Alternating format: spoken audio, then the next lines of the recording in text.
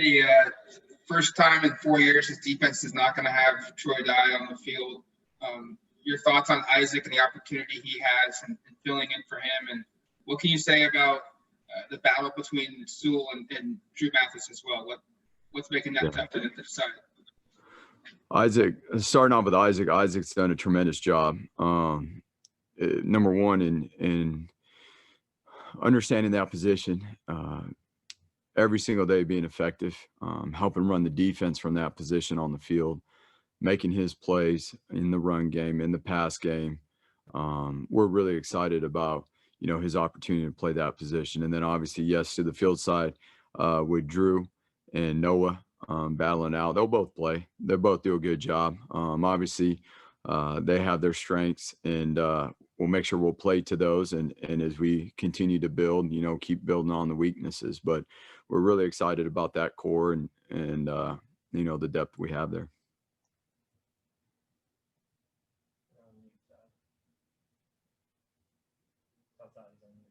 Todd, you're on mute. Andy, we talked about the flexibility in the secondary that could allow you to do some rather exotic things, but in the front seven, it might be more important this week, just by the way Stanford plays. I think at times last year you employed a 4-4 or 5-2 against these guys and caused a lot of disruption. What does some of the flexibility of a Dorless or a KT or a Ajax on the edge allow you to do? And how were you so effective in creating disruption last year against Stanford? Yeah, I mean, obviously they're going to play a lot of different personnels, and being able to match those personnels, whether it be speed on the field or they put their bigger bodies on the field. And, we've got to be able to match our personnel to theirs. And when they put their bigs on the field, we got to put our bigs on the field. When they put their speed on, we got to put our speed on. And ultimately it comes down to handling our process and the operation and the pre-snap to handle all those different looks and be able to execute our responsibilities.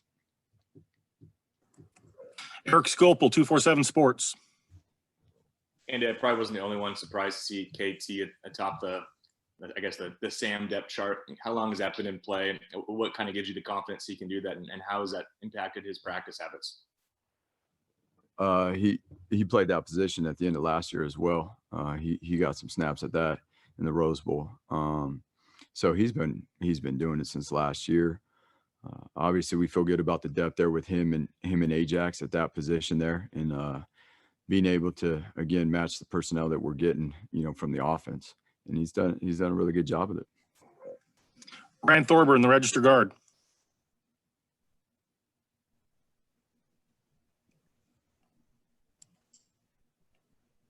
Go ahead, Ryan. Sorry, I muted you. There you go. Yeah, sorry about that, Andy. What's your scouting report based on fall camp of your own quarterbacks, Tyler and Anthony? What do each of them bring to the table, since it's still unclear exactly who we're going to see at the beginning of the season? Yeah, and it'd be undue fair to our program if I gave a scouting report on our quarterbacks, brother. You know what I'm saying? So they've done a tremendous job. I mean, Tyler's done an awesome job, and AB's done a great job. Coach Moorhead's done an unbelievable job getting the offense rolling and, given all the situations we've had this year. And we're excited. We're excited about those guys and the offense, and, can't wait to see them. Kevin Wade, 247 Sports. Coach, was just curious. Yesterday, Mario said that Stanford's wide receivers could be some of the best you face this year. What have you seen from scouting them? Well, the size speed combination, they got a lot of length at that position. Traditionally they have, and the speed that goes with it now, it's going to be a huge challenge. They got guys that obviously run the deep routes really well from inside positions, outside positions, and also the intermediate routes. And so we're going to have our hands full. It is going to be one of the best wide receiver groups that we've seen in a long while. Tyson Alger, The Athletic. For your guys, is the secondary just throughout camp and now here going into week one, just how much did it mean to have Diamador and having like a leader, like just a veteran presence like that back, and just what are his goals for this year? Diamador's done an unbelievable job. And Diamador, number one, is a leader in his mentality and his positive impact every single day. And the way his game is already developed, you can see a difference in Diamador and Demo's play on the field right now. He looks different, even his improvements from last year. And ultimately, that's what you would want to see is continued growth. And so we're really excited about, what he's done at his position and how he's growing. And then obviously how he's helping, build our culture. Warren Williamson, Oregon Duck Football News.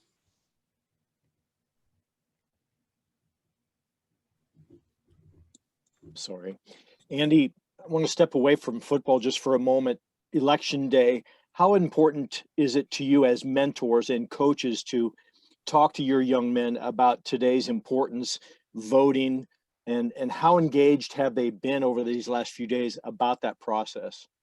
Yeah, there's no question. I mean, I think with the way the process works, currently a lot of the guys have already taken care of that prior to today in terms of the voting and stuff. And the registration to get signed up to vote, we were way out in front of that with 100% of our team registering to vote, and each of the position coaches,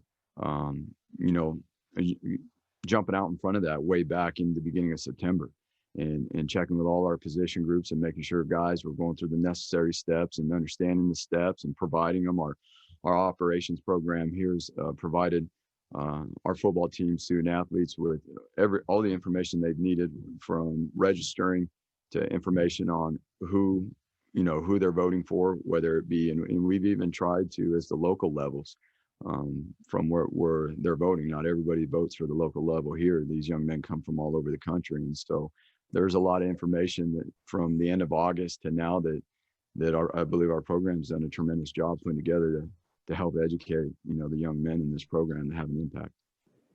AJ Jacobson, Rivals.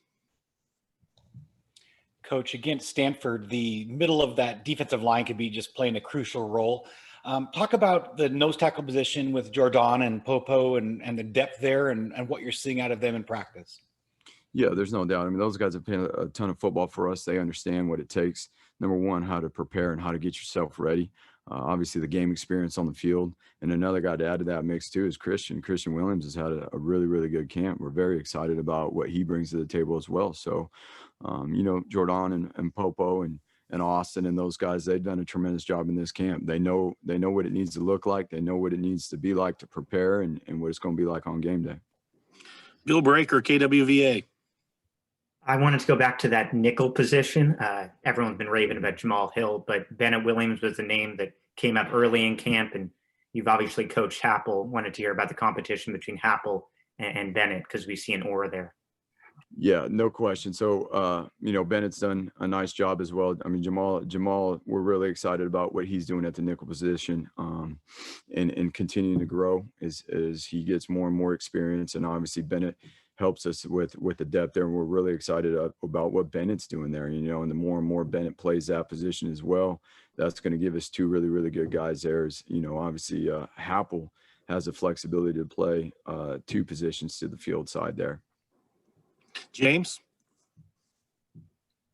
Andy, since you faced Costello last year and their running back changes as well, what were some of the more applicable games to watch with Mills at quarterback and analyzing these running backs who you guys just didn't see very much of? And they claim to be 5 deep at running back, but you really only faced Scarlett and one guy for like 3 carries. Yeah, no question. That's obviously a good question. It's a different quarterback this year. The personnel is going to be a little bit different for them. They've obviously lost their tight end that was a huge target for them for a few years there. And so being able to, watch those games when, obviously when their current personnel towards the end of the year that was in there, and seeing how Mills played, and, he's a tremendous quarterback that has a great arm, makes the deep throws at intermediate, and he can run. And so, that's something that's a little bit different than last year for us, is that, he will get out of the pocket and move when he has to, and he can do it well.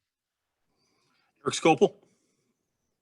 Andy, Mario yesterday was pretty high on, or maybe it was Saturday, on Keon and Christian, the camps those two had. Sounds like that's really added some depth there. It seems like the future is really bright in the interior. Kind of, what are your impressions of them, and kind of what stood out to you? Yeah, those guys have had tremendous camps. Obviously, with the situation in spring ball and getting cut short there, those guys didn't get that opportunity to continue developing, but they trained hard through the course of the things that we went through, and um, a very noticeable difference in their play and how they operate, the twitch they have, the way they're playing blocks, the way they're coming off blocks, and so we're really excited about that crew and the guys that came in last year, those freshmen. Matt Preem. Andy, at the beginning of camp, you said the goal was to try and find about 25 guys from a depth perspective. I'm curious now through football camp, how close are you to that, and what's your confidence level in the depth you have?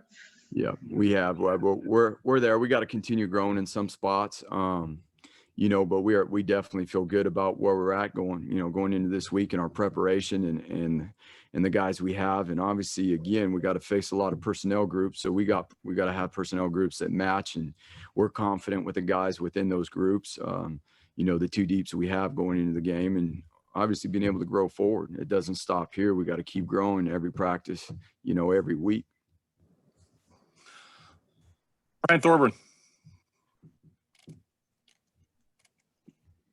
Andy, Mario was saying the other day that one of the challenges of playing Stanford is they shorten the game and keep Oregon from having, a limited number of plays. Their offensive line similar. They had a key opt-out. They've recruited well there. What are you kind of expecting from Stanford's offensive lines, which traditionally are pretty good, but kind of struggled last year?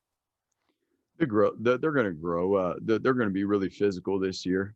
We believe that they're going to be a physical presence up front. Traditionally, they have, and that's what we expect.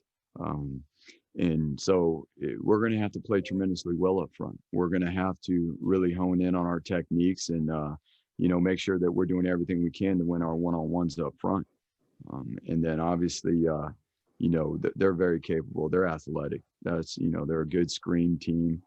They do well in protections, and I would bet the money that they've developed over the course of the offseason, and it's going to be a really good O-line. Aaron Heisen, KWVA. Yeah, Andy, with so many new faces looking to make an impact for the defense right away, how are you planning to put some of these younger guys like Sewell, Dante Manning, or Justin Flo in positions to succeed early against Stanford and in the future, I guess? Well, I mean, right now we're worried about Stanford, and preparing for this game. And obviously they each have their packages and things that, they're doing well right now where they can hop in there and get their taste of college football and help this defense and help this team win, as well as special teams. And so those guys are prominent players on special teams and obviously being within the two deep on defense as well. So we're really excited. This will be their first live action underneath the lights. And so they've prepared really hard for this, and we'll be excited to watch them play. Last question for Coach Avalos goes to James Carpia. Andy, just a contingency question for you. We'd asked Mario about in the unlikely event somebody were to be out on a Saturday due to a test.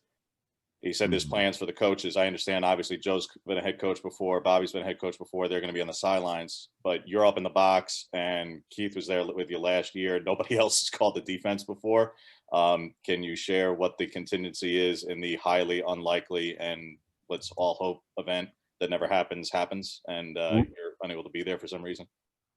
Yeah, I mean, you prepare for everything. We train for all different scenarios. Obviously, given this situation this year, that has become a scenario we got to train for. And even before this, guys on the defense take turn calling it, whether it be at practice and play at periods or, in scrimmages, guys getting to do those things. So I can't share exactly the contingency plan, but we have prepared for it and guys have done that. I mean, it's something that we typically do regardless of the situation of 2020 with the COVID and things like that. That's just something we always do. So coaches are engaged, they get their opportunity to do it as well, and everyone's continuing to grow forward.